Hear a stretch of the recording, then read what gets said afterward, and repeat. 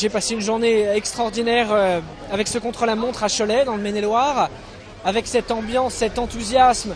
Quand on voit tous ces gens qui se sont massés sur les bords des routes du Tour encore aujourd'hui, quand on sent cette ferveur, cet enthousiasme, cette magie qu'il y a dans le Tour de France, on se dit qu'il n'y a pas d'autre événement qui soit à la hauteur du Tour. D'une année sur l'autre, on oublie la magie, l'enthousiasme que ça peut susciter, les émotions qui sont véhiculées autour du Tour.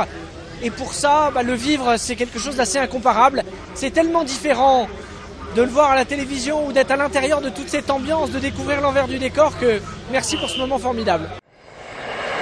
Cholet est à l'évidence une ville sportive. D'abord, nous avons eu le prix de la ville, le challenge de la ville la plus sportive de l'équipe l'année dernière.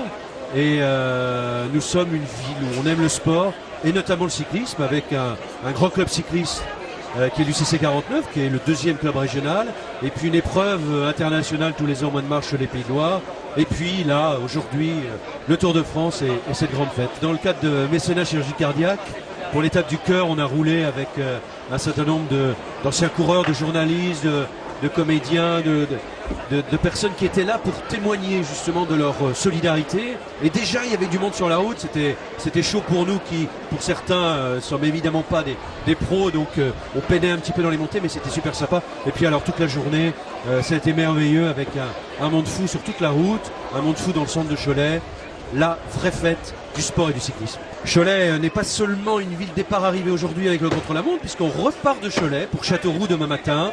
La plus longue étape du Tour de France cette année d'ailleurs, avec 230 km. Et comme ça, les Choletais pourront à nouveau voir tranquillement les Corses se préparer, avoir quelques kilomètres pour rouler entre le départ fictif et le départ réel.